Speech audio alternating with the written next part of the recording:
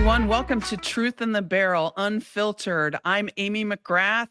Denver is out this week for this episode, but we have a special co-host guest, former Miss America, who also ran for the U.S. House of Representatives and the State House in Alabama, and the host of another great podcast called Pretty Furious. My friend, Mallory Hagan, is co-hosting. Thank you for being with us today, Mallory. Thanks for having me, Amy. I'm really excited to be here. I've enjoyed this project from the start and looking forward to adding my own twist. I'm no Denver, but I'll try. Well, and listeners need to know that Mallory's a bit of a politico too. So Mm. she knows the ins and outs of politics. She's run for office herself. She keeps up to date with things that are going on. So I'm just super excited. And to have another woman be a co-host, it's going to be a fun show. Yeah, let's bring a little different flavor to it.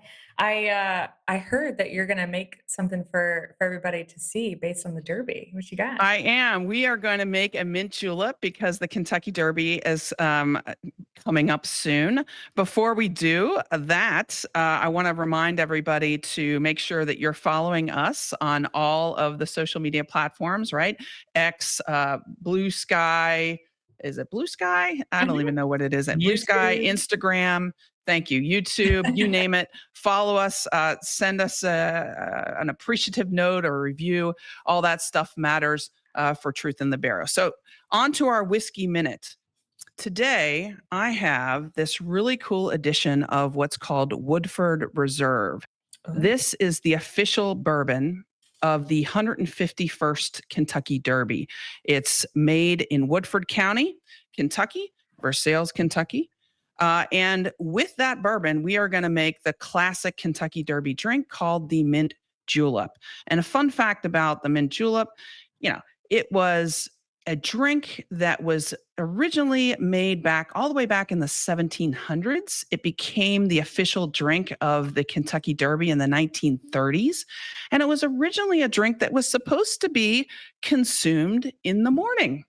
So for all interesting. your morning bourbon needs, think of a mint julep. But basically, it's very easy to make. You take 10 to 12 mint leaves. You put about a quarter ounce of simple syrup in a tall glass, right? With the mint leaves at the bottom, simple syrup, and then you fill it with ice. And from there, you press that together. It's crushed ice, by the way. And then you take your 2.5 ounces of bourbon, your Woodford Reserve or whatever bourbon of choice that you have. You pour that in there like so, and you stir it up. And then you garnish it with some mint on the top. Okay. And you absolutely must drink it, Mallory, with a straw. You What must. you don't drink it with like a regular drink, okay? That's very important. And if I know that the current administration hates the paper straws, frankly, it doesn't matter what straw you drink it in. It's really good. It's called a mint julep. Do you know why you have to drink it with a straw? It's just tradition, but it's also because a lot of the good stuff it goes to the bottom. Yeah, I I guess it's like 'cause my it's not shaken, right? It's Yeah, it's poured layered. stirred, and Mhm. I like my mint julep. I will admit I like it minty and I like it sweet. Okay. Yeah. Now I love the bourbon, but if you're going to drink it in the morning, you're going to drink it in the daytime. I just prefer it that way. But there's your mint julep. And it's really also important to note that this week is not only the Kentucky Derby, but the day before the Derby, Mallory, is the Kentucky Oaks. And that Yeah. is when all the fillies, the female horses, do their race. And so everybody that attends that wears pink. And that is why I'm wearing pink today in honor of the Kentucky Oaks. Well, I have been to the Derby and I have been to the Oaks. So I'm Very good. sad that I'm missing out this year. I brought something to show you. I don't know about you, Amy, but I am an esteemed float judge for the Derby Pegasus Parade. Nice.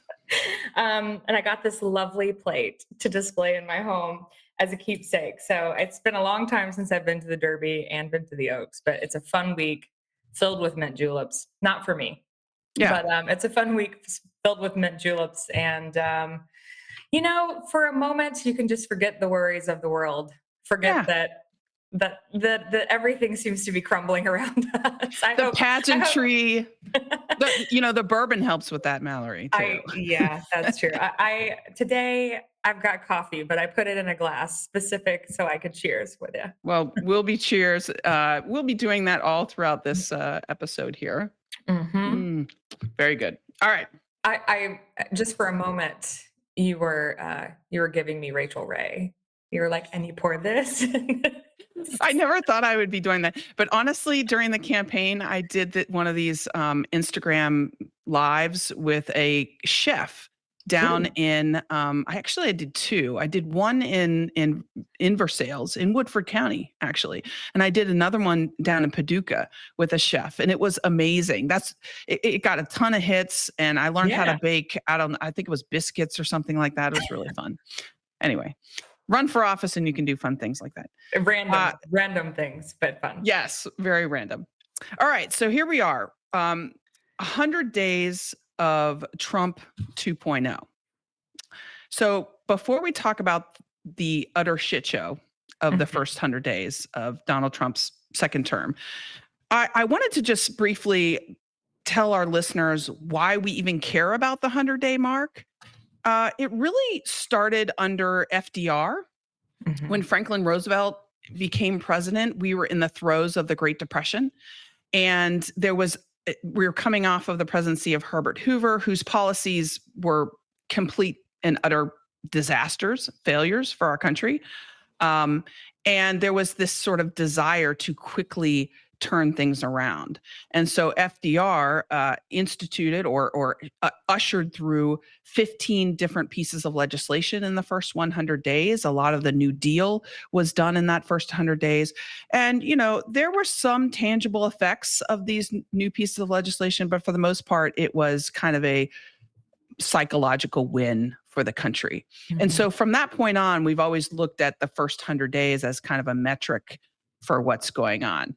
Unfortunately, I'm not sure that these first 100 days meet the mark if you compare it to FDR. Donald Trump is claiming that the presidency, his past first 100 days have been the most successful of any presidency. What's your take on that? Well, first of all, it feels more like it's been 100 years. Yeah. I feel like, back in the day, 100 days probably to most folks went by relatively quickly because they had other things to pay attention to. But it seems like every day we are inundated with multiple life-altering, life-changing news stories, executive orders, pieces of legislation. So it feels like it's been an eternity since January 20th. He promised to bring back the golden age. He has this "Make America Great Again." He wants to take people back, and instead, this has been the worst first 100 days in modern history in the last 50 years. So that's how Since I feel. the Great Depression. I feel like it has. I feel like it's lasted forever, and all I can think is, and we still have 3.5 more years. This is why Donald Trump's approval rating is the lowest approval rating of any president in the first 100 days in 80 years. Only second to himself. That's right. That's right. Shockingly. He has signed 142 executive orders. So he's done a lot of signing. That's the most ever, by the way, executive orders. But people need to know that executive orders are not laws. They're just executive orders. They pertain to the federal government. When Donald Trump is not in office, all those executive orders go away. He rescinded a bunch of Biden's executive orders, but he hasn't really done that much, except for tanking our economy, right? Yeah. The promise to rapidly defeat inflation. Everyone was talking about the price of eggs come election day. They're voting for Trump because he's going to make eggs cheaper, that he's going to make their lives, more affordable. And instead, 60% of folks who are surveyed are saying that prices are on the rise, that they're worried about what they're buying at the store, that they're concerned about inflation getting worse. So yeah, he's done a lot, though, Amy. It's just not good stuff. It's not good stuff. You said he hasn't done much. He's done a lot. It's just not been The good. tariffs are a disaster. Yeah. I'm just going to say it outright. And it's purely of his own making, but I'm not going to let Republicans off the hook because they have cheered him along. They have not, they've had opportunities to stop him and they haven't done it. Goldman Sachs is now projecting that the United States will have the lowest economic growth and highest inflation rate of any developed economy in 2025. You steering the economy to a recession. The stock market's first 3 months under Trump Republicans was the worst of any president since the Great Depression. Mhm. And he's managed to piss off all of our allies and partners in the process, which does long-term damage. Yeah, I think one of the things that stands out to me over the course of these last 100 days is just we're leading with insecurity. And that might not be at the forefront of a lot of people's minds, but when you have a leader who says he's going to do something, signs the executive order, or says tariffs are coming, and then is constantly taking it back or getting public pressure and moving in a different direction, Yeah. it's just being led by insecurity. And we all know why. He's a large, tiny man. He's a tiny man. But that stands out to me. Just we're on the world and global stage. We don't appear to be very strong because how can you if you can't stand by what it is you said you were going to do? Yeah, and that's such a great point, that leading with insecurity, because it's not just on the global stage where other countries have no idea what we're doing. We've gone from actively supporting Ukraine, a country that is fighting for its existence, a democracy against a brutal authoritarian regime that invaded it. We've gone from supporting them to like supporting Russia, Mhm. not actively supporting, but being kind of friendly with them. Our countries don't know what to expect. And then Yeah. on the domestic front, the business owners don't know what to expect. Consumers don't. We have the lowest consumer price. I mean, consumer confidence is the lowest, I think, in many, many years. All of that stuff adds up. And the other thing that has happened that we've talked a little bit about in the first 100 days, but I think is important to bring back up, is this Department of Government Efficiency, the chaos, the firings, firing veterans, firing our workers that work on our nuclear weapons, that fight diseases overseas like Ebola, and all of that stuff. It's just complete chaos right now. I also think something that has marked the first 100 days is the attack on First Amendment rights. I mean, the attack on people who speak out against this administration straight out of an authoritarian playbook, the way that we have Senator Murkowski coming out saying that they're fearful of this administration and Donald Trump in particular. And you brought up Russia. That makes me think about talking about First Amendment rights. We've got a president who's telling Putin to stop it online. Like, what are we doing? But Okay. but the attack on First Amendment rights is something that, for those of us who are constantly talking about this administration, railing against them, calling for action, it's a little bit concerning. But more specifically, when you've got people who are in public office talking about being fearful of the president, that's noteworthy. And another thing in regard to that, you mentioned the attack on veterans. There's also the attack on information, just in general, eliminating history from government websites and the removal of women from all of our military branches from the government websites. It's really concerning, but also problematic. Yeah, on the national security front, it's been complete incompetence in my mind. Donald Trump said that he was going to end the wars on day one in Gaza and Ukraine, and that's a joke. Of course, that didn't happen. Here we are at day 100, and there really hasn't been any meaningful progress in either one of those areas. He selected a Secretary of Defense who's completely incompetent, who's put out classified information over a text chain. There's been no repercussions for that. And they seem to be proud of these first 100 days. They're going out and tweeting their achievements, and I want to read a couple of their achievements that they're like super proud of, Mallory, to get your take Please on. do. Okay, Please. declassifying the JFK files. Okay, they're super proud of that. All right, their war on paper straws. That was super important to the American public, right there. You know what? Those Um, turtles be damned. I mean, they're proud of this. Ending production of the penny. Okay. Sure. Didn't know that was important. Renaming the Gulf of Mexico to Gulf of America. All right. But what they're most proud of is those tariffs, that are destroying our economy. But we can't forget that they have kept America safe from the web pages that mention Jackie Robinson Right. and any women in the military. That's, we got to keep America safe from that. It is truly hard to fathom the level of idiocy that we are dealing with in our government and by people who are supposed to be leaders among us. I think one thing though that really should be highlighted is so often throughout the campaign trail, Donald Trump and the people surrounding him said, we don't know anything about Project 2025. We don't know anything about this 900-page memorandum for what's to come.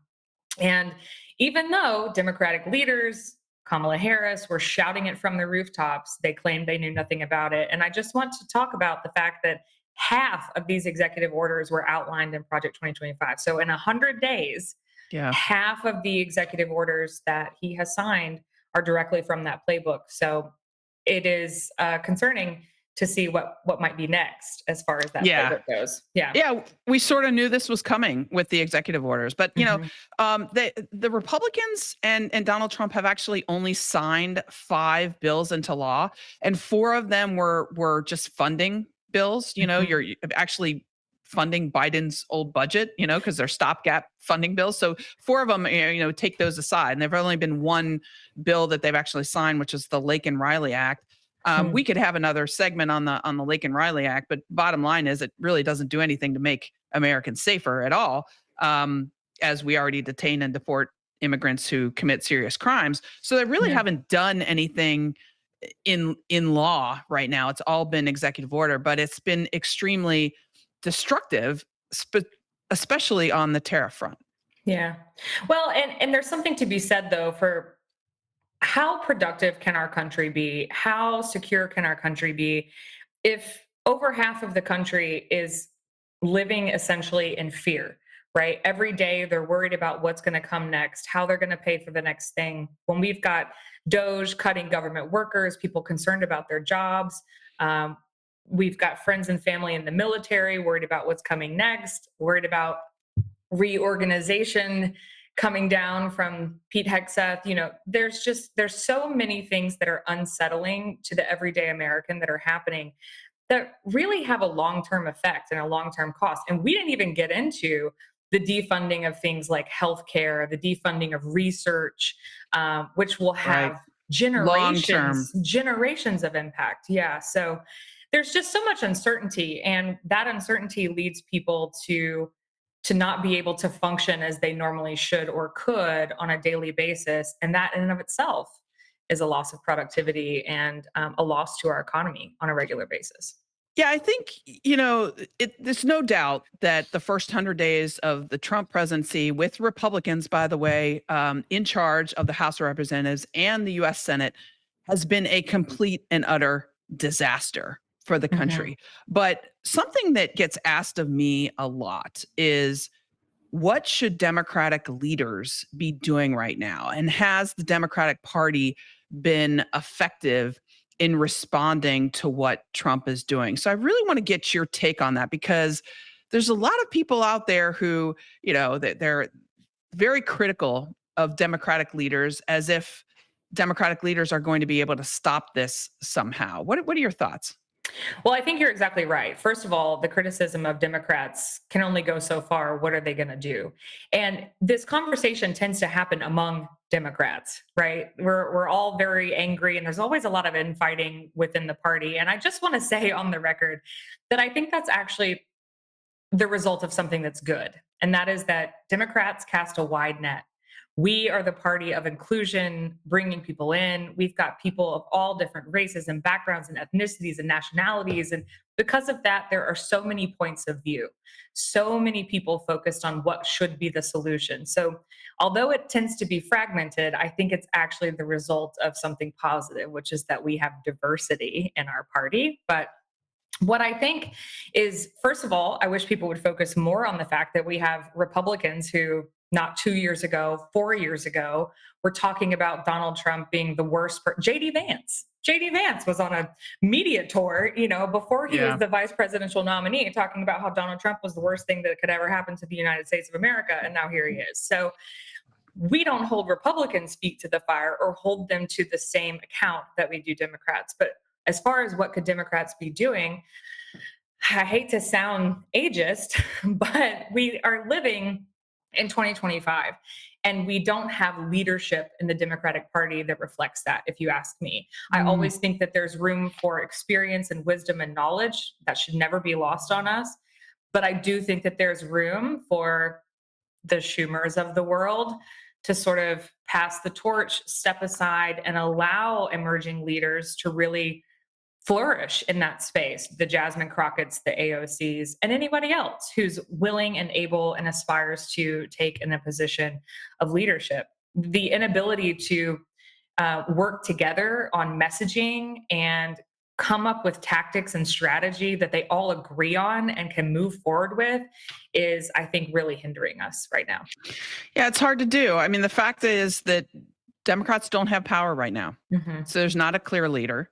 We can all peacefully protest, but this idea that Democrats are somehow going to be able to stop Donald Trump is not true. And it's one of the reasons, frankly, Mallory, that so many of us were out there saying, hey, you may be conservative, but Donald Trump is going to run over our Constitution if he gets back into office. He's going to surround himself with people who do not care about the Constitution. And that is exactly what is happening. And we, unfortunately, are all living through this. I think you are seeing different Democratic leaders have different tactics during this time. Governor Newsom starting his podcast and, trying that way. Governor Whitmer is still sort of trying to work with Donald Trump, and she needs to do that, right? Because she's the governor of Michigan. They need those jobs. So she's doing her job at the same time that she's having to try to resist to some degree Donald Trump. You have senators sticking up for due process.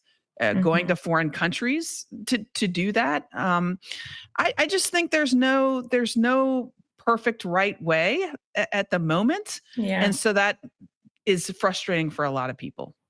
I think that when you don't have the power in the political sense, that truly that's where communication and messaging really comes in. And that's what I was saying. It's like the inability to agree on direct talking points, direct messaging, or even a way to distribute those. That part, I think, is where they might be failing a little bit, because that messaging can sway the person who might have buyer's remorse right now, and not just sway them, but push them into action or push them into showing up at these town halls we're seeing around the country, things like that. So I'm hoping that they get it together before next year. And I don't want us to focus so much on what is the perfect message. I've always kind of fall back on what's the right thing to do. Yeah. What's the right thing to do? And then, the message will follow. That's the way I've always felt. But it's just a tough time right now. Yeah. So the second issue I really wanted to tackle today is a program that I was actually involved in earlier in my career in the United States Marine Corps while I was at the Pentagon over a decade ago. And it's called the Women, Peace, and Security Program. And our super unqualified Secretary of Defense, Pete Hegseth, bragged this past week about ending that program. Now, he incorrectly stated that the program was a product of the, quote, woke Biden administration. The program in its more recent form, Mallory, was actually signed into law by President Trump in 2017. And then Pete Hegseth amended his words and said, well, the program was good at first, but then the Biden administration ruined it. I mean, with no specifics as to the Biden administration doing anything different than the Trump administration. And people need to know that the Trump campaign actually touted the Women, Peace, and Security program as one of its proudest accomplishments of his first term. It was championed by Kristi Noem, Mike Waltz, and Secretary of State Marco Rubio. I mean, the left hand does not know what the right hand is doing. Marco Rubio just a few weeks ago talked about how great the program is, and now Pete Hegseth is shit canning it. Yeah. So I just, it's just unbelievable. Also, because that program itself, it was low cost and did a lot of good things. Well, because I'm not entirely sure exactly what the program does. So why don't you tell people a little bit about what it entails, why it was important in the first place?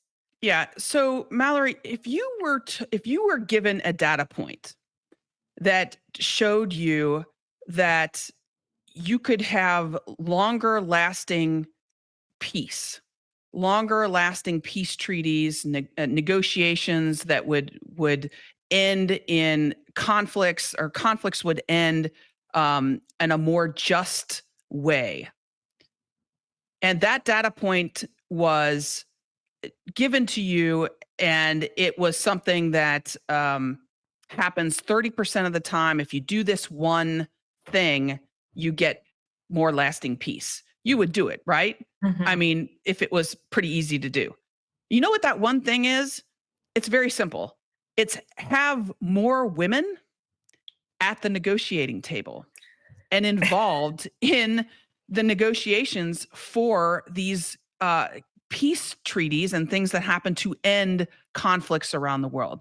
And so women, peace, and security really has nothing to do with women in the military, by the way. Pete Hegseth, got rid of it because he hates women in the military, but it doesn't really have anything to do with that. It has to do with the underlying human dimension of wars and security. And I'm not just making this up. We have data now, and we've had it for the last 15, 20 years that show that when you have more women at the table, at the negotiating table, 30 to 40%, you're 30% to 40% more effective in getting a longer lasting peace. So this program was designed to help that happen. And so what does it do? It helps with greater participation of women in negotiations and in their societies going forward. So when you empower women in a conflict zone or in a nation that is struggling, those women tend to get that education and that power. They're more invested in their society. And guess what they do? They stay there and they help build that society. And it helps to not become a broken nation that we then have to, send our troops into. Typically, when you educate men, a lot of times those men will take that education and they will go elsewhere. Whereas women, we know, tend to stay in their countries. And so there's value to empowering women, to educating them. There's value to bringing them to the negotiating table.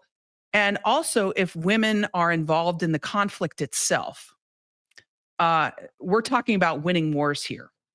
Okay, which I know Pete Hegseth cares a lot about, right? Winning wars.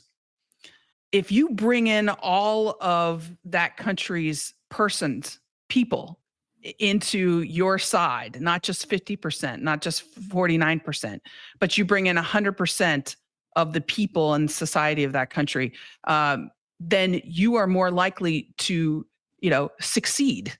And so think about Ukraine. We have over 60,000 women fighting in Ukraine.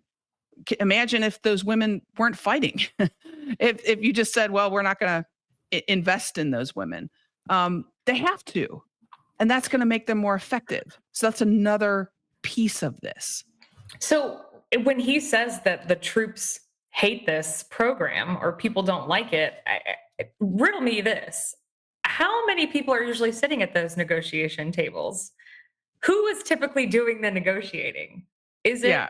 is it, you know, I- Well, when he says the troops hate it, it's total bullshit. yeah. Number one, the troops don't really even know about the program. It's a very, very small program. And what does the program do? It does engagement activities. It does trainings, partnerships, workshops in other countries, information injects to try to talk to the women in some of these other countries. Why?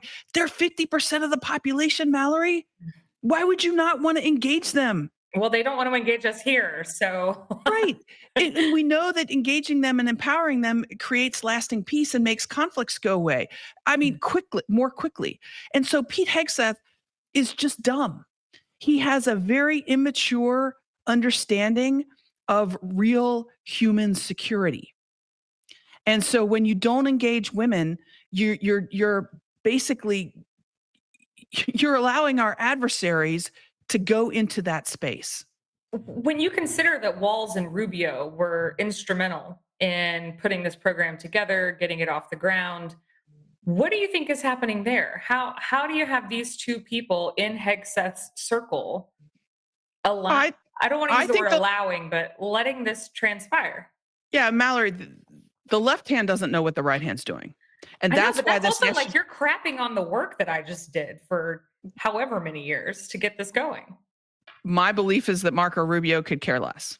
Hmm. I mean, he is a guy who has he was a supporter of Ukraine until he became Secretary of State. Um, but I mean, this business of also Pete Hegseth saying, well, the troops hate this. First of all, it's not true. The troops don't know anything about it. But second of all, why on earth are you enacting policies based on what the troops like or dislike? Troops don't like 0530 runs either in the morning. We still do them, right? Yeah. I mean, this is stupid. This is a program, by the way, that cost about 1/14 of the cost of that F-18 that we just sort of dumped into the Red Sea this past week. So, I mean, it's a very low cost program and it's just dumb to get rid of it. But when people said to me, putting Pete Hegseth as Secretary of Defense, how is that going to hurt our national security? People would ask me that. This is a perfect example. Mhm. This is a low cost program that gives us a lot of bang for our buck. We're able to engage 50% of the population in conflict areas in order to win wars and then create lasting peace. And he's just throwing it away because he doesn't like the word women in the title. Well, this goes back to what we were just talking about, these sort of long-lasting, potentially generational impacts of this administration and their poor decision making and poor leadership. I just for a moment would like to implore everyone listening to imagine that you are Pete Hegseth's wife or mother, two women who surround him when he is consistently talking about how women are incapable, they're not powerful, they're not worthy. Like, that is insane to me. I find the fact that you can come from a woman and be married to a woman and have daughters and Mhm. still espouse this level of disdain for half of the population and be supported in doing so. Absolutely crazy. Nuts. Yeah, to me, again, this is a program that's about security. It's Mhm. about using data, and a lot of the things that we've learned, by the way, in the past 20 years of war in Afghanistan and Iraq, and applying them to the future. Yeah. And it's low cost, and we're led by idiots right now. You said one of the most dangerous combinations is one that he has, which I think the words you used were stupidity and arrogance together. Yeah, I mean, it's being unqualified and being arrogant. I feel like you can muddle through that job being Mhm. unqualified if you're humble, if you listen to people around, if you don't fire the 4-star generals and admirals Yeah. that have been in that position. But he's the opposite of that. He comes in, he thinks he knows everything. Now he's trying to restructure the United States Army, which may need restructuring, frankly. But is he the guy to do it? Does anybody think that he's actually done any research into this and knows how to do it without taking a wrecking ball? That's the concern I have. Well, especially since before this job, he had managed what, 50 people? Not even. He's never even seen an organization this large, much less led a reorganization of it. Yeah. So, gosh. Well, so I want to move into our quick shots because we have a lot of them. There's a lot going on. We don't have time to do a segment on all these, but we should be just talking about them because they happened in this past week. Some of them are kind of funny, but some of them are also not so funny, and people need to know about them. So here we go. According to Trump, celebrating Indigenous Peoples Day alongside Columbus Day is actually an attempt to smear Italians. He accused Democrats of denigrating the explorers' legacy. So, your thoughts on that, Mallory? I think that Indigenous people were here on this continent long before Columbus made it his way. And you may not feel this way, but I feel like this. Like, of course, a white man doesn't want to acknowledge that, Native people were here first. We didn't discover this place. Yeah, I mean, Joe Biden was the first president to acknowledge or have this Indigenous Peoples Day to market, and frankly, we should have had an Indigenous Peoples Day decades ago. Now, the fact that Joe Biden decided to make this day on the same day as Columbus Day, that's a pretty bold statement. That's a choice. Okay, so I think if you're worried about Christopher Columbus's legacy, all right.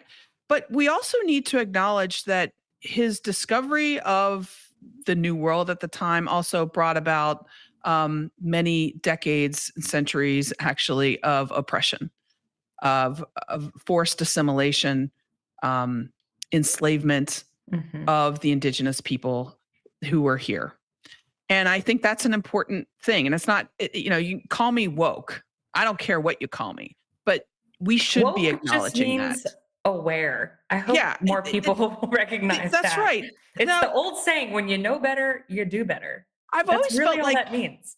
why can't we have two different days? If you really love Christopher Columbus, Sure. you can have Columbus Day. We can also have an Indigenous Peoples Day. We need to. Our country needs to. I mean, I've always felt like we should make Election Day and Veterans Day the same day. We could consolidate those two and then have another day for Indigenous peoples. That's just my belief. Yeah. All Although, right. although I would question folks if they really feel strongly about Christopher Columbus. I would just question why. Dig a little deeper there. Yeah. Yeah, true. All right. During an interview with ABC News, President Trump once again insisted that the wrongly deported Kilmer Abrego Garcia had a gang tattoo on his hand and tried to claim a Photoshop picture was proof of it. So I think my take on this is, well, no kidding, because President Trump is super old. And I don't think he fully understands or cares that you can just so easily Photoshop pretty much anything on anyone. This man is a man of entertainment. He's very aware. Every photo of him he's ever approved has been photoshopped from here to hell and back. Yeah. I think this is much larger in the sense of the propaganda machine that they're attempting to create, allowing right-wing journalists only into the White House and the spaces where he is. I think there's much more of an effort here to dupe their base, and also it's a losing subject for him. Yeah, I mean, he's doubling down. Yeah, Republicans are coming out. People who are MAGA are coming out and saying, "No, hold up." So I think doubling down on this is his way of testing the waters even further on how much he can get away with. And the bottom line with this whole issue, because I see it from the right wing all the time, is you guys Democrats are supporting illegal criminals. Hey, here's the deal. I don't know if this guy is a criminal. I don't know. He needs, like every other person in the United States, the opportunity to have this thing called due process. And that's why you don't know if he's a criminal. That's right. And so it does not matter to me. What matters is the due process. And if he goes through that and it's determined that he is a criminal, then we go from there. That's just my belief. That's the American way. I want to point out there's a lot of rhetoric happening. I'm chronically on the internet. There's a lot of rhetoric happening online that due process is for citizens. And I just want to reiterate that due process is granted to every person, not citizen. And in order for you to know if someone is an illegal immigrant, you would have to go through due process. It's a little chicken and egg, folks. But I just want to clarify that there's a lot of people who don't seem to understand that if you are walking around on American soil, you are granted due process. Absolutely. And read the Constitution. I mean, that's where it is. We've made it clear that some folks don't want to do that. Yeah. I know. All right. This is kind of a funny one, but it's also a little dark. Trump was asked by a reporter at the White House this week who he would like to succeed Pope Francis. And Trump said, quote, "I'd like to be the Pope. That would be my number one choice." And then after that, Lindsey Graham, Republican senator from South Carolina, tweets out this, and I quote, "I was excited to hear that President Trump is open to the idea of being the next pope. This would truly be a dark horse candidate. But I would ask the papal conclave and Catholic faithful to keep an open mind about this possibility!" Exclamation mark. What? I can't stop laughing because the levels of ridiculousness know no bounds. None. What do you mean the Pope? The man held a Bible upside down for a photo. He couldn't tell you what did he say? What was the book of the Bible that he said incorrectly a couple years ago? I don't know either. But point is, he couldn't tell you a single verse from the Bible, much less. Yeah, I think it was Corinthians. Being the Pope. Yeah, I think it was Corinthians something. 2 Corinthians. I think, Mallory, this shows us two things. One, how much kissassery that these Republican senators have to do. Do they have to? I don't know, or feel like they have to do, or maybe want to do. I don't understand how you can sleep at night being that much of a kiss ass to somebody. I don't think it's in either of our genes. And number two, and this is the darker piece of this, I think, it's how little that these guys think of the Catholic Church and how little they think of the Catholic faith to suggest that a man who holds the Bible upside down, who's clearly never read it, who has 3 wives that he's cheated on every single one of them, could possibly be the Pope. I just think it's just a slap in the face to anyone who is Catholic. It's really offensive. I think it makes sense to be offended by that. However, I'm also just never surprised. We are at this point where, I mean, this is on the list, the long list of offensive and horrendous and awful things that have been suggested or done. Yeah. I mean, to me, this is just comical. Yeah. Well, here's our last quick shot, but this is also something that's important, I think, to me, and may not get a ton of press coverage, but I think it should. You remember when Donald Trump said, "Nobody's done more for the military than me"? Okay. Well, just this week, Trump's VA, the Department of Veterans Affairs, has abruptly ended the mortgage rescue program that was helping 20,000 veterans avoid foreclosure to keep their homes. This is happening right now. And everybody should know that under the Biden administration, President Biden's VA started a program called the VA Servicing Purchase Program. And what that did was, for VA-backed home loans, if you were a veteran who was falling behind, perhaps you had to quit your job to get treatment for PTSD or traumatic brain injury or something like that, and you were falling behind financially, you could get some help. Okay. And with today's mortgage rates around 7%, ending that program basically ends the only affordable option for a lot of these veterans. And many of them, thousands of them, are at risk now to lose their homes.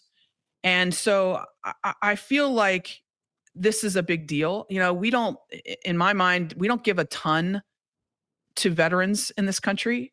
I know there's some people that think otherwise, but you sign the dotted line to Uncle Sam, and Uncle Sam gets to send you anywhere, and you might you put your butt on the line in combat, and in return, there's some promises, and those promises really there's three big ones. One is healthcare for the rest of your life. Okay. The other is the GI Bill. If you want to go and you want to go to college, Uncle Sam's going to pay for it for the most part at a state school. And number three, the VA home loan. The VA home loan it's not free, but it gives you a little bit better rate than the everyday person. And so these veterans had the VA home loan, and here we are. I just feel like this is really important. Republicans are saying these are, bums who can't, pay their mortgage. It is a slap in the face to all veterans, and Republicans know better. And I just think it's outrageous. Yeah, I think so many people, especially to call anyone a bum who's doing their best to make it through this life, just in general. But when you add the added layer of being a veteran, so many people, I think, don't realize just how long lasting the impacts of combat, of the grueling schedule, all of those things, the moving from place to place. There's all sorts of long lasting impacts, both mentally and physically or health wise, that veterans are enduring and dealing with. So to call anyone who's working through those things, from PTSD to health related issues, cancers, a bum, or to insinuate that they don't deserve the help from our government in order to get by is preposterous, honestly. Well, and it happens all the time with these Republicans. I mean, here's the deal. Biden extended the lifeline to these veterans that were in need. Joe Biden, Democrats did that. Now Republicans are pulling the rope. And all these veterans are potentially going to lose their homes right now. And they're doing it because they want to cut spending. They're literally cutting spending on the backs of veterans. And those of us that watch this space, it's not surprising to us, but it's happening and people need to know about it. And instead, what they might be doing with said money is, I think it's Trump who's requested a parade, a military parade for his birthday. So that's where the priorities of this administration lie. Trump needs a birthday celebration with the military, but he doesn't want to support them when it's necessary. Well, I don't want to end on a bad note. We've had a great episode, and we always end with the cheers. Somebody or something that we really are excited about and want to drink to. So this week, I think we should have cheers, Mallory, to Mark Carney and to Canada for electing a prime minister from the center left, the Liberal Party of Canada, and in the process, sending a big fat message to Donald Trump, who was clearly for the other candidate, that at least Canadians are not going to be bullied by this bully. They're our neighbors, not our 51st state. Cheers to Canada. Cheers to Canada. All right. Thank you for listening, everyone. Next week, we will have another edition of Truth in the Barrel Unfiltered. We'll have another edition of Truth in the Barrel Devil's Cut. And we're so excited to continue this conversation every week, where we distill down the issues of the week, the issues of the day. And if you have a topic out there that you want us to cover, send it our way. We're always interested to know what's on the minds of Americans. We try to, pull from our friends and family about topics that will affect everyday lives. And we're just happy to be out here. I'm happy to have you as co-host today, Mallory, and I hope you have a great week. Thanks for having me. All right. See you next time, everyone.